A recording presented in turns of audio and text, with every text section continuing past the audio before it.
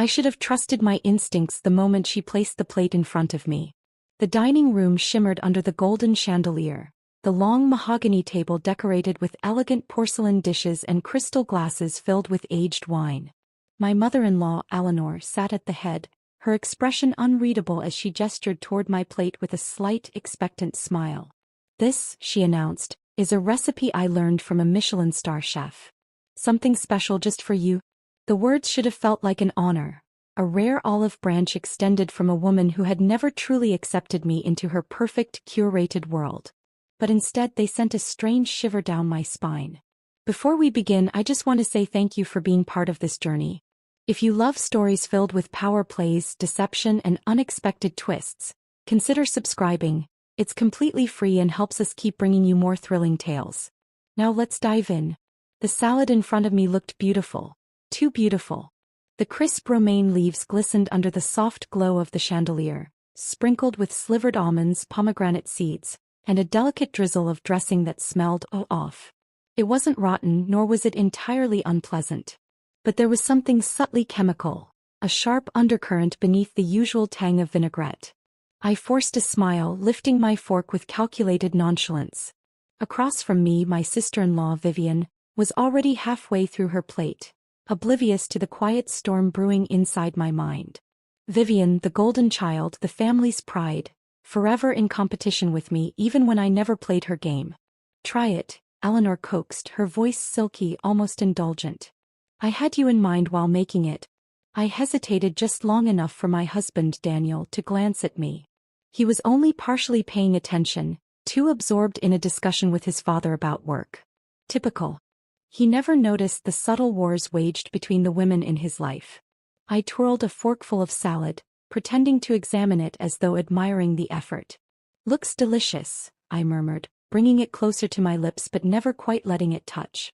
The scent intensified. My stomach twisted. I needed to think fast.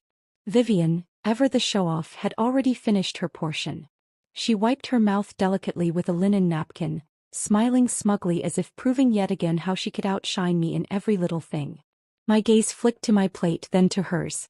And in that split second an idea formed. I set my fork down deliberately, pretending to adjust my napkin. As I shifted in my chair, I nudged my plate slightly forward, just enough for Vivian's to take its place when I moved my hand next. My fingers brushed against the cool porcelain, and with a subtle flick of my wrist, the plates exchanged positions under the cover of casual movement. Vivian barely noticed. She was too busy gloating over some recent work achievement, basking in our father-in-law's praise. My mother-in-law, however, noticed everything. I saw the way her eyes flickered, just a fraction of a second too long on my plate. I met her gaze and smiled, mirroring her earlier expression of unreadable warmth. Then slowly I lifted my fork again and took a bite. Of the salad Vivian had originally been served. Eleanor's expression shifted just slightly before she regained her usual composure. But something had changed. He was watching too closely now. Vivian, on the other hand, had already picked up my former plate. Without hesitation, she stabbed a forkful of greens and shoved it into her mouth, too wrapped up in her own world to sense the underlying tension. And then I waited. The conversation carried on around us, the clinking of glasses, the occasional burst of laughter. Eleanor had resumed chatting with my father-in-law, though I noticed she barely touched her food.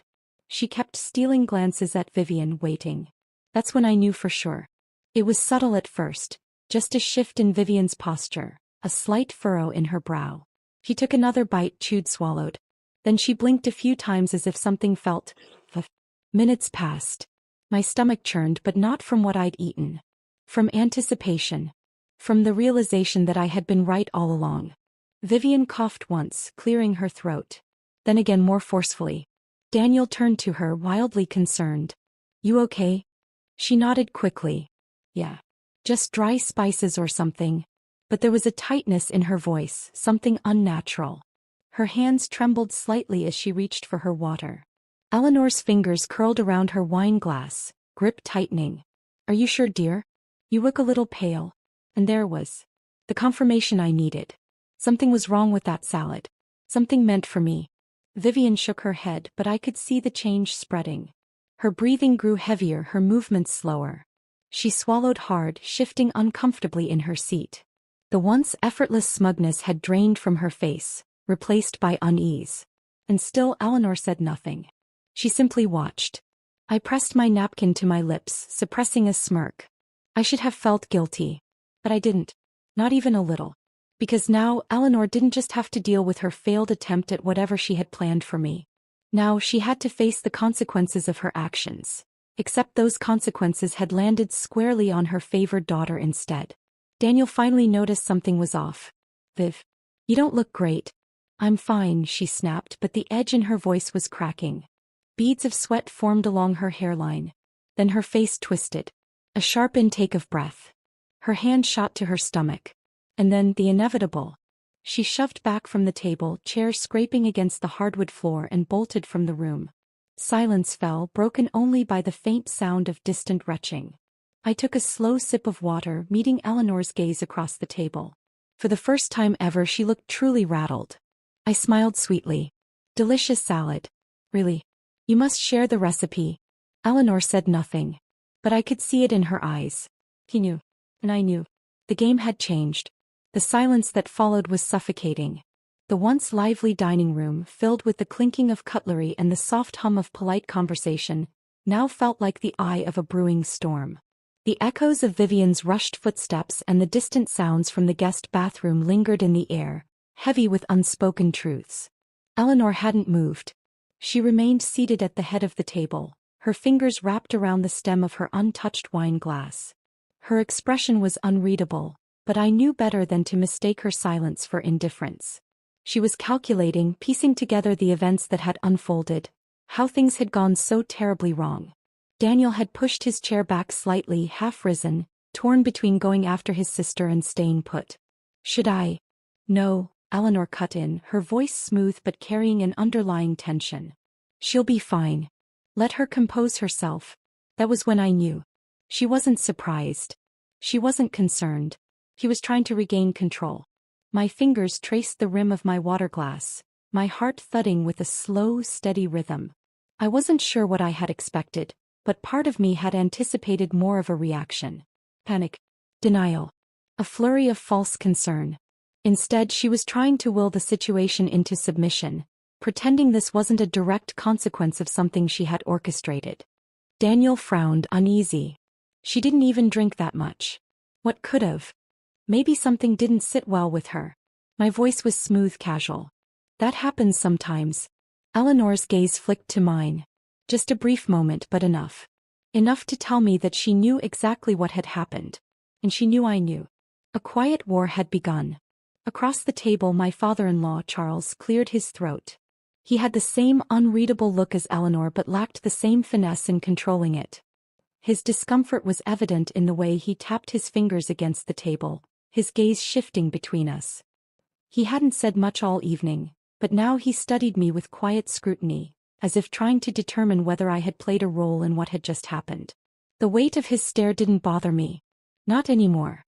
Daniel exhaled, rubbing his temples. "I should check on her." He pushed his chair back fully this time and walked toward the hallway, his steps quick but hesitant, as if bracing himself for what he might find. The moment he disappeared, Eleanor finally placed her wine glass down. The sound was deliberate, a quiet command that demanded my attention. Her lips curved into a small, controlled smile. "You enjoyed the salad?" My stomach twisted, but I forced myself to match her energy, to play along in this new, unspoken game. I leaned back slightly, fingers laced together, and nodded. "Absolutely. You really must share the recipe." Pause. A beat too long. Then a slow, amused chuckle. "I thought you'd like it," she murmured, swirling the remaining wine in her glass. "It's special." Charles stiffened beside her, shooting her a sharp glance. That was interesting. So he knew. Not all of it perhaps, but enough to sense when Eleanor was playing a dangerous game. I tilted my head slightly, feigning curiosity. It had an interesting aftertaste. A little different than I'm used to. Her fingers drummed lightly against the table. New ingredients. Sometimes when you try something unfamiliar, your body reacts in unexpected ways. I wasn't sure if she meant that as a warning or an excuse, but either way, it confirmed everything I had suspected. Before I could respond, a sharp noise echoed from the hallway. The sound of a door swinging open, followed by the unmistakable sound of Vivian's voice, thick with distress. What was in that food? Her voice trembled with frustration, raw and breathless. A few seconds later she appeared at the entrance of the dining room looking pale, shaken.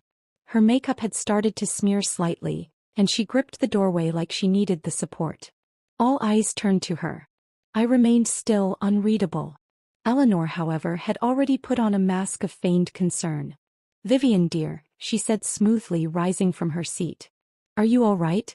Vivian's eyes narrowed, darting between us. "I don't know. But something wasn't right. I felt strange." She exhaled shakily. "It wasn't just a stomachache. Felt like something was messing with my system.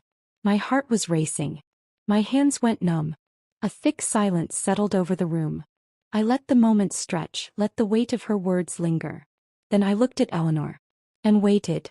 For the briefest second, something flickered across her expression. Something dangerously close to irritation.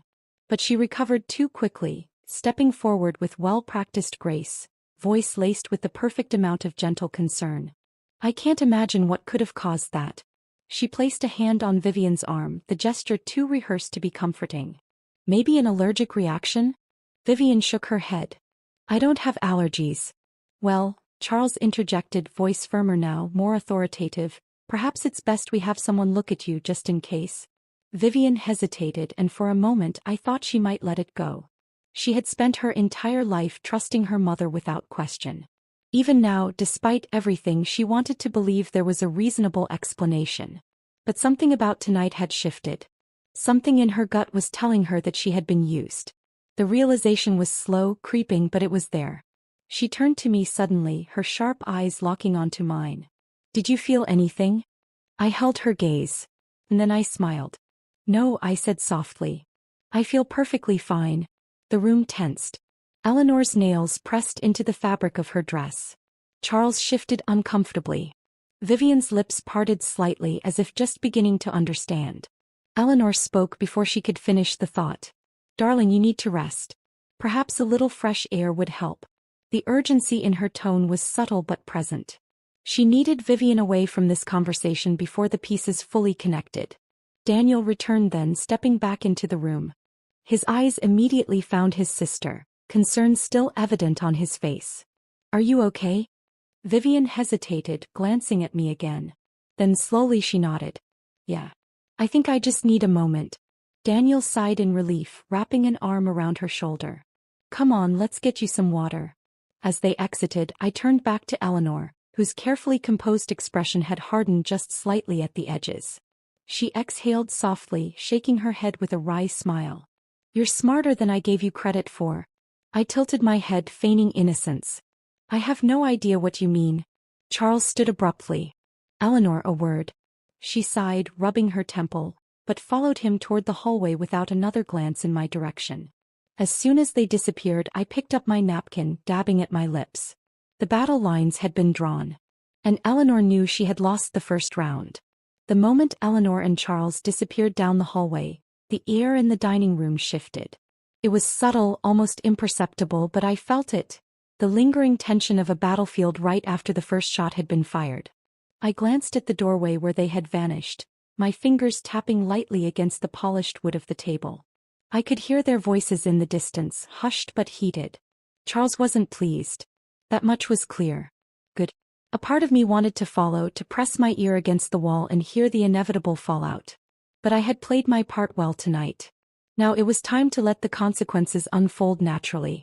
I turned my gaze toward the last person still at the table, Daniel. He was still standing by the hallway, his hands on his hips, his brow furrowed in thought. He had been quiet for too long, letting everyone else speak, watching instead of acting. But now, as his gaze flickered to me, I saw something new. Suspicion. "That was strange," he said finally, his voice low. I raised an eyebrow, feigning innocence. "What was?" He exhaled, shaking his head. "Vivian. The way she reacted." I shrugged, leaning back in my chair. Maybe she really did have a bad reaction to something. It happens. His jaw tightened. "But you ate the same thing." A small smile tugged at the corner of my lips. "Did I?" His eyes narrowed just slightly. He wasn't stupid. No, Daniel was many things. Passive, oblivious at times. But not stupid. The problem was he had spent his entire life trusting his mother, never questioning her motives. And now that blind trust was being tested in a way he wasn't ready for. I watched as he tried to make sense of it all, as the pieces tried to click into place. But he hesitated. Because if he admitted something was wrong, then he had to accept the possibility that his mother wasn't the person he had always believed her to be. And that was too much for him to process. So instead he ran a hand through his hair, sighing. I should check on Viv. I nodded, watching as he walked away, disappearing down the same hallway where Eleanor and Charles had gone moments earlier. And just like that, I was alone. For the first time that evening, I let my shoulders relax, my mask slipping just slightly. The adrenaline was still there, humming beneath my skin, but I had won this round. Still, I knew better than to celebrate too soon. Because Eleanor wasn't the type to let a loss go unanswered. I reached for my glass of water, taking a slow sip, when a movement at the edge of my vision caught my attention. A maid. Quiet, unassuming, clearing the table with practiced efficiency. She had been invisible all evening, blending into the background as Eleanor's household staff always did. But now, as she gathered the plates, I noticed something strange. She wasn't just clearing them. She was inspecting them. My breath stilled. She picked up the plate that had originally been meant for me, the one Vivian had eaten from, and examined it closely, her eyes sharp. Then, as if sensing my gaze, she glanced up, meeting my eyes for the briefest second before quickly looking away. Interesting. I set my glass down, smoothing out my dress as I stood. I made my way toward her slowly, deliberately. She stiffened as I approached, keeping her head slightly lowered, her movements just a little too cautious. When I stopped beside her, I spoke softly. Did you notice something? She hesitated. A pause so brief that most people wouldn't have caught it. But I did. Then, without looking up, she murmured, I only do as I'm told, ma'am. The response was safe. Careful. But it wasn't a denial. I studied her for a moment longer before giving her a small nod. Of course. Then, without another word, I turned and left the dining room, heading toward the hallway where the rest of the family had disappeared. I wasn't done playing this game yet. As I walked past the grand staircase, I could hear Eleanor's voice, sharp and clipped. Should have been careful. You're getting reckless. Me? Charles sounded exasperated. You were the one who insisted on it tonight. What were you thinking? I was thinking, she hissed, that she needs to understand her place. I stopped just before the doorway, hidden from view, my pulse quickening. Charles sighed. And what place is that, Eleanor? She's Daniel's wife now. You can't keep treating her like what? She snapped. Like an outsider? Because that's what she is. My fingers curled into my palm. Charles hesitated. Eleanor, we agreed. No, she cut in, her voice colder now. You agreed. I never did. I will not sit by and watch some girl come in and dismantle everything we built. Not after everything we sacrificed. Silence. Then Charles spoke lower this time. You need to be careful. She's not as naive as you think. Eleanor scoffed. She's predictable. She's emotional. She'll slip up sooner or later. I smiled. Eleanor, you have no idea. I took a step forward, deliberately making my presence known this time. The moment I turned the corner, Eleanor's expression shifted instantly, morphing into something neutral, almost pleasant. Ah, dear, she said smoothly. I was just about to come find you. I smiled back, tilting my head slightly. Oh. Something you wanted to discuss? She studied me for a moment, then let out a soft chuckle. You're sharper than I gave you credit for. I took a step closer. And you're more predictable than I thought. Her smile twitched. Charles glanced between us, looking exhausted. Enough. Whatever this is, it ends tonight. Eleanor didn't look at him. She was too busy watching me now, her gaze calculating. You think you've won something, she murmured. But this isn't over. I met her gaze without flinching. I know. And that was the truth. Because for all the satisfaction I had gained tonight, I knew one thing for certain. Eleanor wasn't done playing. And neither was I. Eleanor's words echoed in my mind long after I left the hallway. This isn't over. I knew she meant it. This wasn't just a petty grudge anymore. It was a silent war, one that would be fought with whispers, careful manipulation, and quiet schemes. The kind of battle where moves weren't made in the open but in the shadows, where the real damage came from what was unseen. I had expected resistance from her since the moment I married Daniel, but I had underestimated just how deeply rooted her need for control was. Tonight had proven that she wasn't just passive-aggressive, she was willing to cross lines to test boundaries. And that meant I had to be smarter, sharper. When I stepped back into the dining room, the table had already been cleared, the once grand setting now an empty reminder of the battle fought over dinner. The maid from earlier was still there, wiping down the polished surface, her movements careful, precise. I approached her, lowering my voice just enough so that it wouldn't carry. "You noticed something earlier?" She hesitated, fingers tightening around the cloth she held. Her eyes flickered toward the doorway where Eleanor had vanished, then back to me. "I shouldn't speak on things that aren't my place, ma'am." I gave her a small smile, one that wasn't demanding but understanding. "I think we both know that's not entirely true." She glanced around once more before exhaling softly. "The plate." My chest tightened. "What about it?" She hesitated, then sighed. "It was prepared separately. Different from the others. The dressing smelled stronger." Her voice dropped lower. "And she watched you too closely when you took your first bite." I already knew this, but hearing it confirmed from an outside perspective made it more real. More dangerous. "Have you seen her do this before?" I asked. She shook her head. "Not exactly. But there have been instances. People getting sick after meals, usually those she disapproves of." She swallowed hard. "No one ever says anything. It's always written off as coincidence." Coincidence. Right. That was exactly what she had wanted tonight to be. An unfortunate accident, a simple case of bad food. But now she had lost control of the narrative. Because instead of me being the one affected, it was her own daughter. I gave the maid a grateful nod. "Thank you for telling me." She hesitated once more before stepping closer, lowering her voice to just above a whisper. "Be careful, ma'am. She doesn't like to lose. Neither do I." I turned to leave, but just as I reached the doorway, I heard a familiar voice behind me. "You always were good at making friends." I didn't flinch, but I did pause just long enough to let the tension settle before turning. Vivian stood in the doorway, arms crossed, her expression unreadable.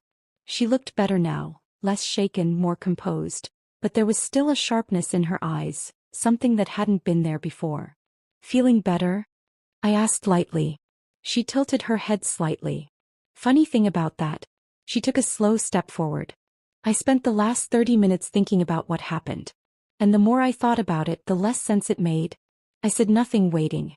She exhaled, shaking her head. "I was fine before dinner. No signs of anything. And then suddenly, halfway through my plate, my body started reacting as if I had eaten something I shouldn't have." I let my expression remain neutral. "That does sound strange." Her lips pressed together. "It does." Then she narrowed her eyes. "Especially since you were the one who was supposed to have that plate." I smiled, slow and knowing. "And yet here we are." Her jaw tightened. "Did you know?" I tilted my head slightly. "What do you think?" She let out a sharp exhale, dragging a hand through her hair. "I don't know what to think." Her voice wasn't just frustrated now, it was uncertain. Because for the first time in her life, she was forced to question something she had never doubted before. Her mother. Vivian had spent years believing she was Eleanor's favorite, the golden child, untouchable. But now that image was cracking and she was trying to piece together the truth. And I could use that. I stepped closer, keeping my voice soft. "You've always thought of me as an outsider, someone trying to take what's yours. But tonight you weren't the exception. You were a pawn." Her throat bobbed as she swallowed. "I don't." I leaned in slightly. "Ask yourself this. If I hadn't switched the plates, do you really think your mother would have stopped it?" Her breath hitched. Because we both knew the answer. She took a step back, shaking her head. "I need to think." I nodded. "Take your time." She turned abruptly and left, her footsteps quick, uneven. I watched her go, knowing that the seed had been planted. Eleanor wanted to play games? Fine. She just didn't realize that I was already 3 moves ahead. As I stepped out of the dining room, I nearly collided with Daniel. His expression was unreadable, but I could tell he had been listening. "Interesting conversation," he said. I raised an eyebrow. "Eavesdropping, are we?" He ignored the jab. "What's your goal here?" I studied him for a moment before speaking. "My goal? To survive in a house where your mother is trying to remove me piece by piece."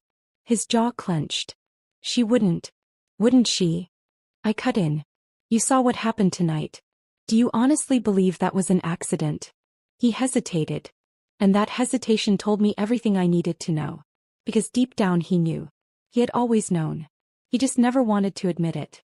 I sighed, softening my tone. Daniel, I'm not asking you to pick a side. But I am asking you to open your eyes. He exhaled, rubbing his forehead. I need time to process this. I nodded.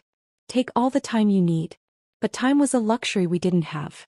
Because I had no doubt that, right now, Eleanor was already planning her next move. And this time she wouldn't make the same mistake twice. Daniel's footsteps faded down the hall, his mind undoubtedly spinning with conflicting loyalties. I knew he wouldn't confront his mother. Not yet. He needed time to process what he had heard, to decide whether the truth was something he was ready to acknowledge. That was fine. I could afford to be patient. Eleanor, on the other hand, couldn't. I turned back toward the dining room, taking a slow, deliberate breath.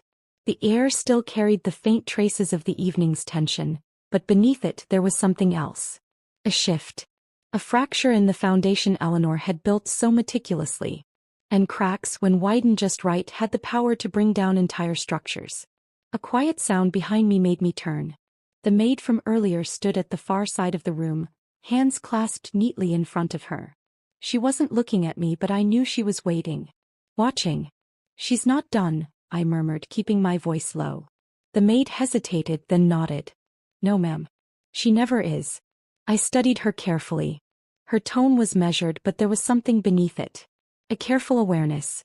A knowledge of how things worked in this house, of how dangerous it was to be on the wrong side of Eleanor's games. I stepped closer. You've been here a long time, haven't you? She nodded. Long enough to know when to keep my head down. And long enough to know when something isn't right, I said. Another pause, then a soft sigh. Yes. I leaned in slightly. Then tell me, has she ever lost before? The maid's lips pressed together as if debating whether she should answer. But then in the softest whisper she said, not like this. A chill ran through me. Because if Eleanor had never been beaten at her own game before, that meant she wouldn't retreat now. She would retaliate. And this time she wouldn't just be watching from a distance, she would be coming straight for me. I exhaled slowly. Then I suppose I should prepare. The maid hesitated. Then with a quiet glance toward the hallway she murmured, be careful, ma'am. She doesn't like when things don't go her way. Neither do I. As I made my way upstairs, my mind raced through the possibilities. Eleanor had taken a calculated risk tonight, assuming she could manipulate me into being just another casualty of her control. But she had underestimated one crucial detail.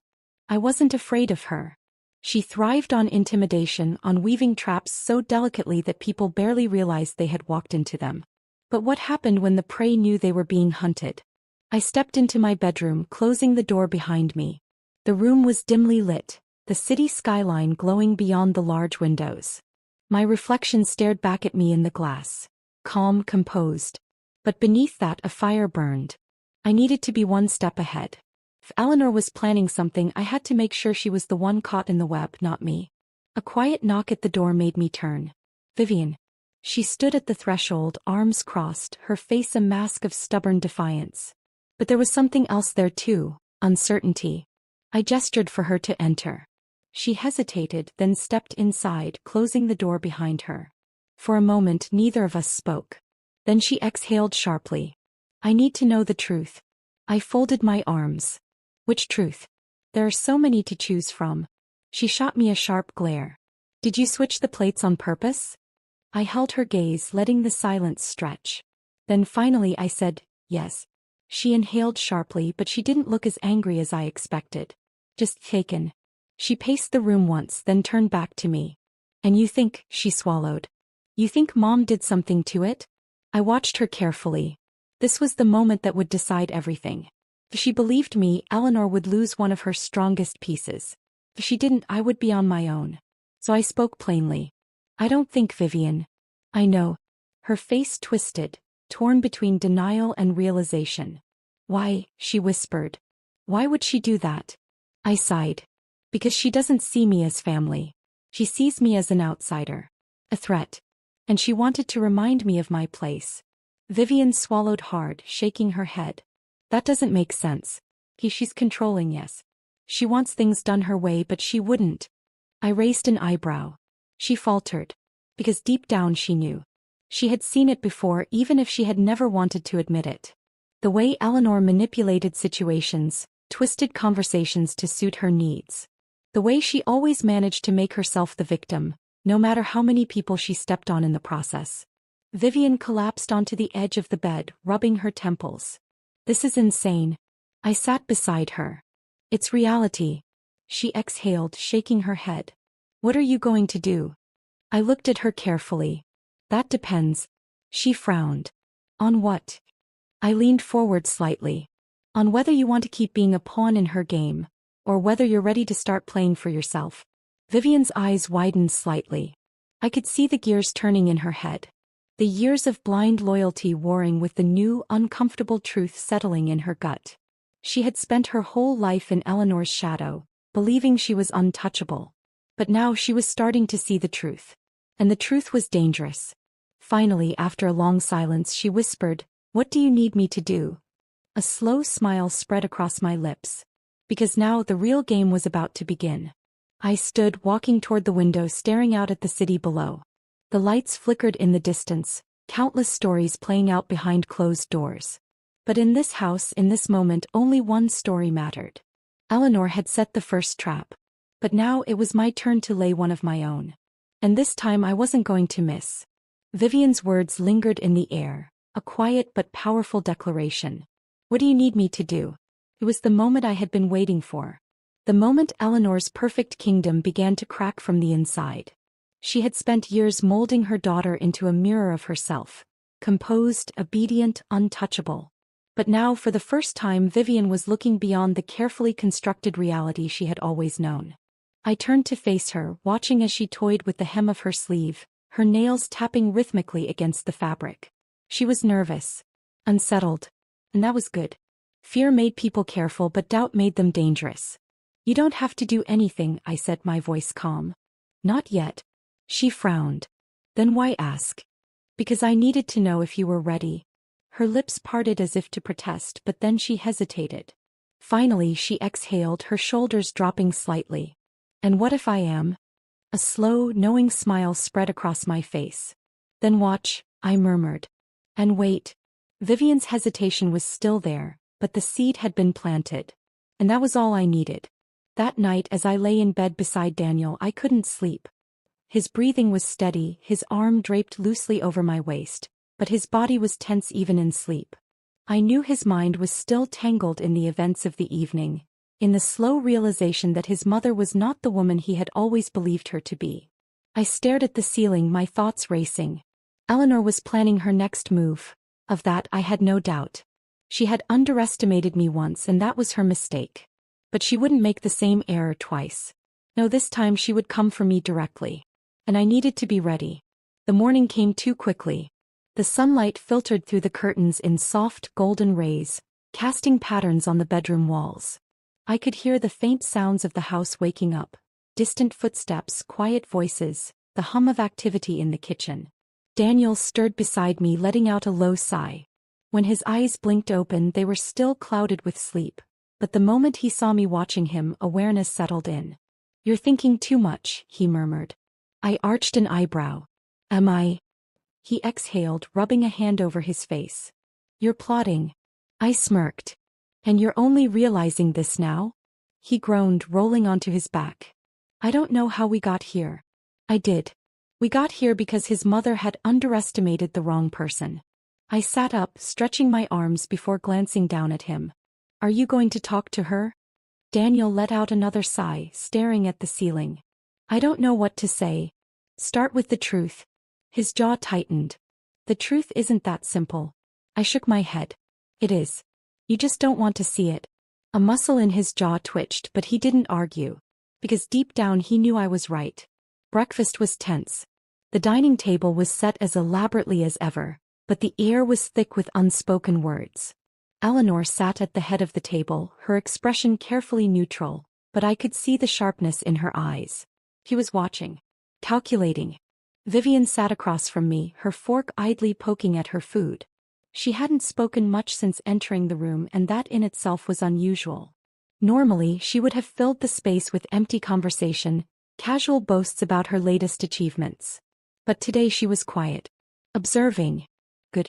Daniel sat beside me, stiff and uncomfortable, his fingers wrapped around his coffee cup like it was the only thing grounding him. Charles, as always, remained silent, reading the morning paper as if he wasn't aware of the tension thickening around us. It was Eleanor who finally broke the silence. "I trust everyone slept well?" Her tone was smooth, casual. But the way her gaze lingered on me said everything. I smiled. "Like a dream," she hummed, taking a delicate sip of her tea. "Good. We have a long day ahead." The statement was pointed. A warning. I didn't react. Instead, I leaned forward slightly, my gaze steady. "Vivian, how are you feeling?" Eleanor's hand froze mid-motion just for a fraction of a second. But I caught it. Vivian blinked, glancing at me. "Better," she said cautiously. I nodded. "I was thinking about last night. About how strange it was." Eleanor set her teacup down gently. "Strange." I tilted my head. "Yes. It's just odd, isn't it? How perfectly fine she was before dinner, and then suddenly, I trailed off, letting the words hang." Vivian shifted uncomfortably. Daniel glanced between us, tense. Charles finally lowered his newspaper, watching with quiet interest. Eleanor, to her credit, didn't flinch. "Sometimes the body reacts unexpectedly to certain foods," she said smoothly. I nodded. "That's true. Though it is strange that only one plate seemed to cause an issue." The tension thickened. Vivian swallowed. "It was the salad." Eleanor turned to her, smiling faintly. "Are you sure, dear?" Vivian hesitated. Then slowly she nodded. "Yes." Eleanor's smile remained, but her eyes darkened just slightly. "Perhaps you have an undiscovered sensitivity." I exhaled a soft laugh, shaking my head. Or maybe it wasn't an accident at all. The air stilled. Daniel tensed beside me. Charles frowned.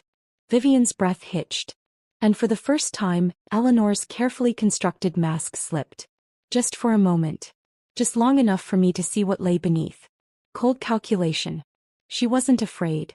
She wasn't guilty. She was just waiting. Waiting to see how far I would go. I leaned back in my chair, smiling sweetly. But of course that would be ridiculous, wouldn't it? After all, we're family. Eleanor's lips curled into something that wasn't quite a smile. "Yes," she murmured. "We are." The game had changed. And the next move was mine. Eleanor's gaze lingered on me, her smile frozen, artificial. The breakfast table remained eerily quiet, the air thick with an unspoken challenge. Everyone had heard my words. And everyone knew they weren't just empty speculation.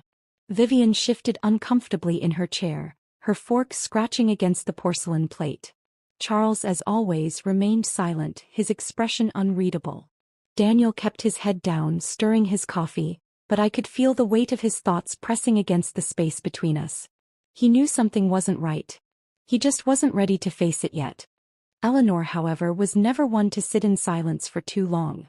She adjusted the napkin on her lap with deliberate ease, as if we were simply discussing the weather. "Of course, dear," she said smoothly. "Family is everything. That's why I always make sure we look after each other." The words were coated in honey, but I tasted the bitterness beneath them. A warning. A promise that she wasn't done yet. I tilted my head, meeting her gaze with feigned innocence. "That's what I love about this family. The way we always take care of things." Eleanor's fingers curled just slightly around the edge of her teacup. The game had shifted. And I wasn't about to back down. Vivian, however, was unraveling. I could see it in the way she kept glancing at Eleanor, her usual confidence crumbling under the weight of her newfound doubt. Last night she had asked me what I needed her to do. Today she was starting to realize that the real question wasn't about what I needed. It was about what she was willing to see. Because the truth was staring her right in the face. And for the first time in her life she wasn't looking away. Eleanor must have sensed it too. She set her cup down carefully, then turned to Vivian with a concerned expression. "Darling, you're awfully quiet this morning. Are you sure you're feeling better?" It was a test. A subtle push to see whether Vivian was still under her control. I held my breath, waiting. Vivian blinked, hesitated. Then slowly she straightened her shoulders. She exhaled, her fingers tightening around her fork. I don't know. Eleanor's smile didn't falter, but something in her eyes darkened. You don't know? Vivian swallowed hard. About last night. About everything. A thick silence followed. The kind that made time feel heavy, stretched too thin. Then Eleanor did something I didn't expect. She laughed. It was soft, effortless but forced. A carefully curated sound designed to make Vivian feel ridiculous for even considering doubt. Oh, sweetheart, she said lightly. You're overthinking. It was just a bad reaction to something in the food. It happens. Vivian hesitated. I saw the internal battle play out in real time. The part of her that had always trusted her mother warring with the new, creeping suspicion that maybe, just maybe, that trust had been misplaced. I needed to act. I leaned forward slightly, keeping my voice gentle. Vivian, do you really believe that? Eleanor's gaze snapped to me, sharp as glass. Vivian looked down at her plate. I don't know what to believe anymore. And there was the first domino. Eleanor's fingers twitched just barely, but I saw it. She wasn't used to losing control of the narrative. She turned back to Vivian, her voice a perfect balance of warmth and authority. Sweetheart, you're exhausted. You've been under a lot of stress lately.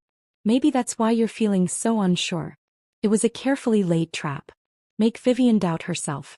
Make her believe that her thoughts weren't her own. That she was simply overwhelmed, not seeing things clearly. But this time it didn't work. Vivian exhaled, shaking her head. No. That's not it. Eleanor's mask cracked. Not fully. Not enough for anyone else to notice. But I did. She wasn't just losing control. She was losing her. Charles finally set his newspaper down, clearing his throat. Perhaps we should move on from this topic. It wasn't a suggestion. It was a command. And just like that, the tension shifted again. Eleanor nodded, regaining her composure, and Daniel exhaled in quiet relief. The conversation turned, forced into safer waters, but the damage had already been done. Because Vivian wasn't the same as she had been yesterday. And Eleanor knew it. The rest of breakfast passed in a blur, but my mind never stopped working. I needed to keep this momentum.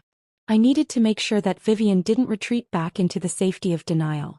So after the table was cleared and the family scattered for the day, I followed her. She was outside in the garden, sitting on the stone bench near the fountain, staring at the water with a distant expression. She didn't look up as I approached. I don't know what to do, she admitted softly. I sat beside her, letting the quiet settle. You don't have to do anything yet. She shook her head. That's the problem. I've spent my whole life not doing anything. Just accepting things as they were. I watched her carefully. And now? She let out a breath, her hands clasped together. Now, I'm starting to realize that maybe I should have been paying attention all along. I smiled, slow and knowing. It's never too late. Vivian turned to me then, her expression guarded but determined. You're not scared of her, are you? I met her gaze without hesitation. No. She studied me for a moment, then nodded. I think I want to see what happens when someone finally stands up to her. I smirked. Then stick around. Eleanor had spent years keeping this family in check, making sure no one strayed too far from her control. But now the cracks were forming. And the first domino had already fallen. It was only a matter of time before the rest followed. Vivian sat beside me, staring at the water in the fountain, lost in thoughts she had never allowed herself to have before. The weight of realization was sinking into her, and I could see the way her hands trembled slightly as she processed everything. She had been raised to believe in Eleanor's perfection, molded to reflect her mother's values, taught to admire the control Eleanor wielded so effortlessly. But now that foundation was crumbling beneath her feet.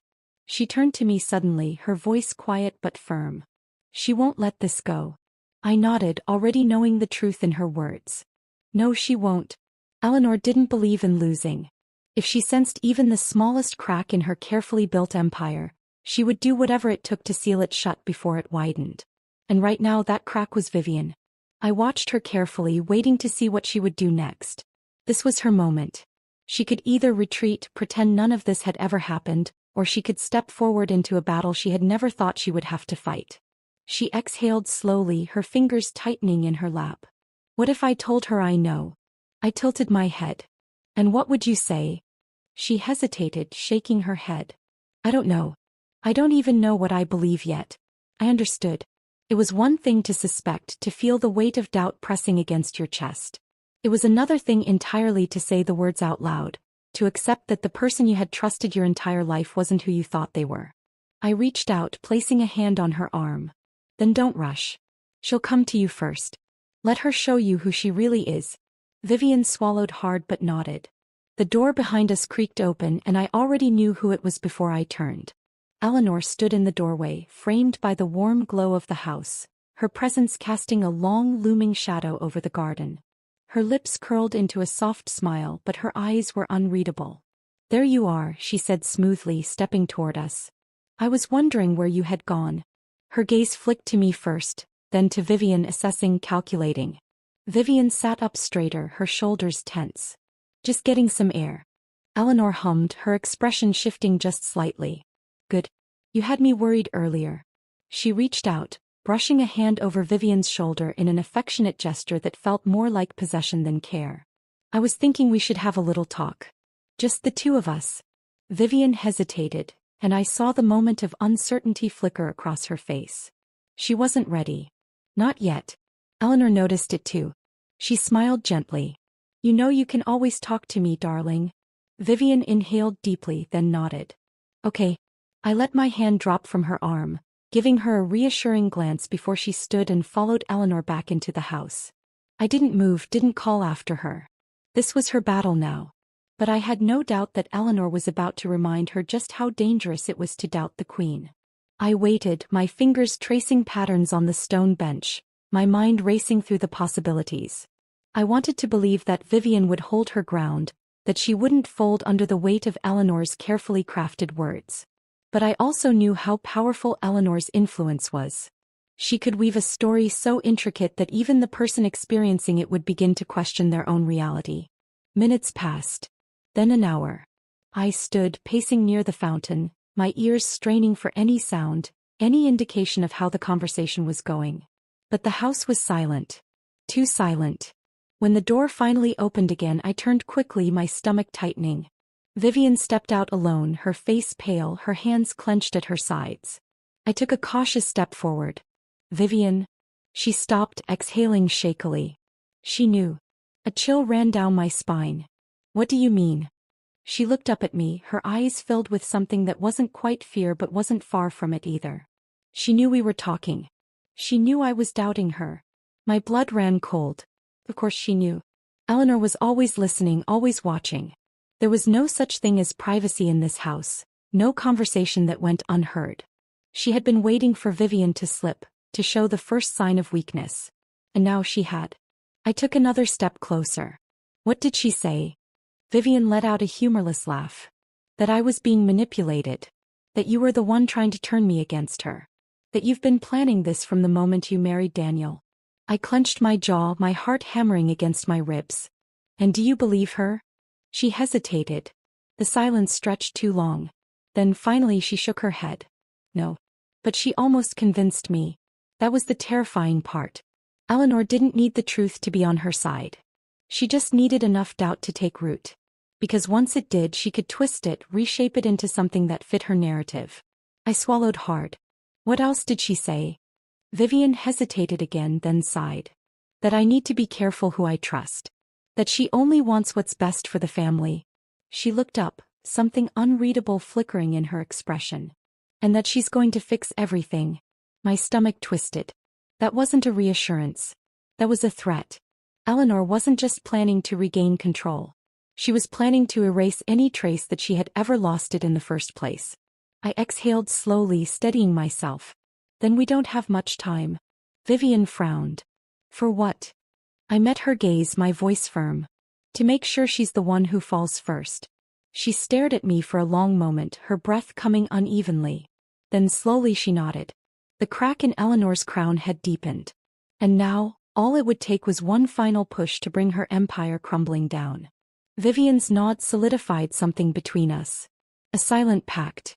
A mutual understanding that we were no longer just reacting to Eleanor's control. We were preparing to dismantle it. But knowing we needed to act was one thing. Deciding how was another. I could see the internal war still raging in Vivian. Her entire life had been shaped by Eleanor's hands. sculpted into the perfect daughter, the loyal pawn. And now she was being asked to betray the woman who had built her. It wasn't an easy thing to undo even when the truth was staring her in the face. I kept my voice steady, careful. If she's planning to fix things, that means she already has something in motion. Vivian exhaled sharply. She does. I stiffened. What is it? She hesitated, rubbing her arms like she was cold. She's going to get rid of you. The words settled in the air like a drop of ink in water, dark and spreading. I had expected as much, but hearing it confirmed sent an electric current of adrenaline through me. I took a slow breath. How? Vivian shook her head. I don't know the details. But she was calm when she said it. Too calm. Like she's already set the pieces in place. That was what made Eleanor dangerous. She never acted impulsively. Every move was calculated, every detail ironed out long before anyone else even realized a game was being played. And if she had reached the stage where she was openly telling Vivian about her plans, it meant she was close to executing them. I swallowed the unease rising in my throat and forced a small, sharp smile. Then we'll just have to act first. Vivian's expression flickered with uncertainty. How? She controls everything. I tilted my head. No, she doesn't. Her brow furrowed. She controls what people see, I clarified. But people like her, they always have secrets. And secrets have a way of unraveling when you pull the right thread. Vivian's lips parted slightly as realization dawned. We weren't going to fight Eleanor head-on. That would be playing into her hands. We were going to let her undo herself.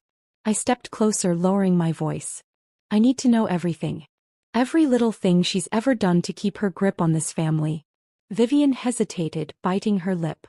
That could take days. I gave her a pointed look. We don't have days. Her throat bobbed as she swallowed, then nodded. For the next hour we sat in the garden, piecing together Eleanor's web. It was more intricate than I had expected. Everything she did was strategic.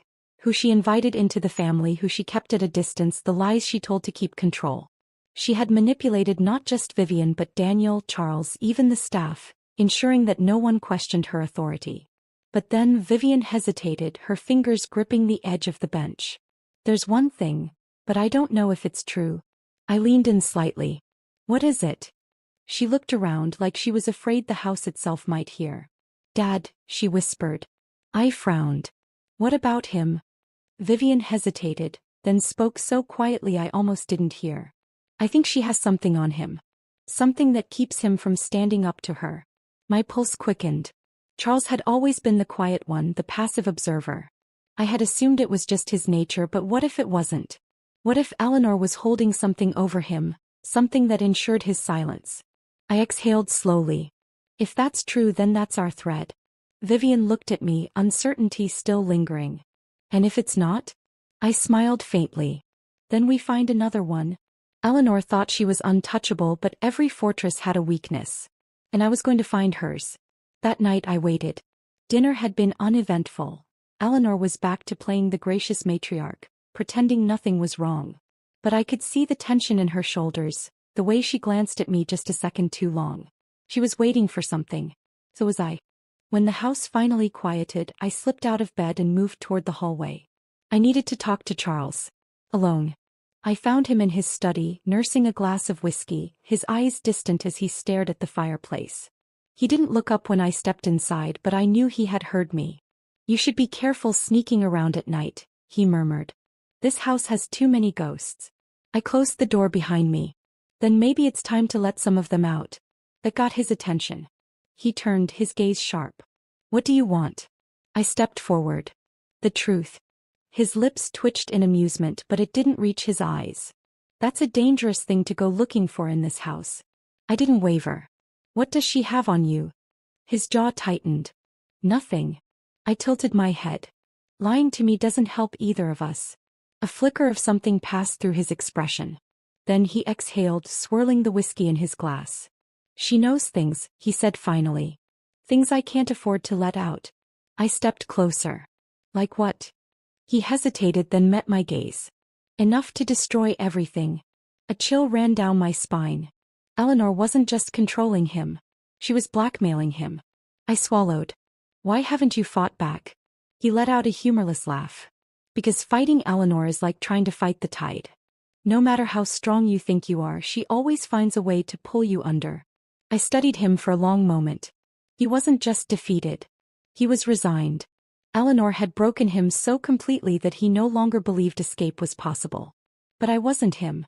I stepped forward, lowering my voice. What if I told you she's already slipping? Charles's eyes narrowed. What if I told you, I continued, that for the first time she's losing control? His fingers tightened around his glass. Then I'd say you don't know her as well as you think you do. I smiled faintly. Or maybe you don't. A muscle in his jaw twitched, but he didn't respond. I leaned in slightly. You may not be willing to fight her, but I am. And whether you believe it or not, her time is running out. Charles studied me for a long moment. Then finally he sighed. She has records, he muttered. Files. On everyone. My pulse quickened. Where? He hesitated, then murmured, the safe. In her office. Bingo. I stepped back. Thank you. He shook his head, downing the rest of his whiskey. You're playing a dangerous game. I smiled. So is she. Then without another word I turned and left. Because now I had exactly what I needed to bring Eleanor down. The moment I stepped out of Charles's study, the weight of what I had learned settled on me like a storm cloud ready to burst. Eleanor had records, files on everyone. Secrets she had hoarded like a dragon guarding treasure, each one a thread in the web she used to control this family. And now for the first time I knew where to find them. I moved swiftly down the dimly lit hall, my pulse steady despite the rush of adrenaline flooding my veins. The house was eerily quiet, the heavy silence stretching between its grand walls. But I knew better than to believe I was truly alone. Eleanor was always watching, always listening. But tonight she had no idea that I was coming for her first. Vivian was waiting for me in my bedroom, perched on the edge of a chair near the window. She looked up the moment I entered, her expression tight with tension. Well, I shut the door behind me and exhaled. She has a safe. In her office. Vivian stiffened, her eyes widening just slightly. With the records? I nodded. If we can get inside, we'll have everything we need to bring her down. For a moment, neither of us spoke. The magnitude of what we were about to do hung between us, heavy and unspoken. If we did this, there was no turning back. We weren't just resisting Eleanor's control. We were shattering it completely. Vivian swallowed hard. She'll never forgive us. I met her gaze steadily. She was never going to forgive us, Vivian. Not after last night. She exhaled sharply, then nodded. So how do we do this? I glanced at the clock. Eleanor would be in her bedroom by now, likely planning whatever retaliation she had in store. If we were careful, we had time. But not much. We go now, I said. Before she realizes we've moved first. Vivian hesitated for only a second before standing. Okay. We slipped out into the hallway, our steps silent against the polished floors. Every shadow felt like it carried eyes, but I forced myself to stay focused. Eleanor's office was at the end of the east wing, past the main staircase and through a set of grand double doors. I had been inside before, but never alone. Never with the intention of picking apart the life she had built. When we reached the doors, I hesitated, pressing my ear against the wood. Silence. I glanced at Vivian. Watch the hall. She nodded, positioning herself slightly away from the door, eyes scanning for any movement. I took a slow breath, then turned the handle. It opened easily. Of course it did. Eleanor didn't believe she could be challenged. The office was just as I remembered, elegant, pristine, and meticulously arranged. A massive mahogany desk sat in the center, a wall of bookshelves behind it. A painting of Eleanor herself, poised and regal, hung above the fireplace. But my eyes went straight to the corner of the room. It was sleek, built into the wall, hidden behind a decorative panel. I moved quickly, kneeling in front of it. Vivian, I whispered. Come here. She slipped inside, closing the door behind her. Do you know the combination? I gritted my teeth. No. But I have a guess. Eleanor was predictable in her vanity. Everything she did was about control and legacy. If I had to bet, the combination would be tied to something personal. Something important to her. I tried her wedding anniversary first. Nothing. Her birthday. Nothing. I exhaled sharply, thinking. Then my gaze flicked to the painting above the fireplace. Her mother. I punched in the birth year of Eleanor's mother. The safe clicked open. Vivian let out a quiet breath of shock. You're kidding. I smirked. Even Eleanor has weaknesses. Inside there were neatly stacked folders, each labeled with names I recognized. People in the family, business associates, even former friends. She had dirt on everyone. But one file in particular caught my eye. Files. I pulled it out, flipping it open. And what I saw made my stomach drop. Bank records. Offshore accounts. Evidence of financial manipulation dating back decades. Charles wasn't just complicit in Eleanor's control, he was trapped in it. If this information got out, his career, his reputation, everything would be ruined. Vivian peered over my shoulder, her breath hitching. She's been holding this over him for years. I nodded grimly. And I bet he's not the only one. We rifled through more files, scanning pages as quickly as we could. She had covered every angle, every potential threat to her reign. But then I found something even more damning. A contract. One with Daniel's name on it. Vivian frowned. What is that? I scanned the document, my stomach twisting. She's been planning to cut me out legally. Vivian's eyes widened. You mean?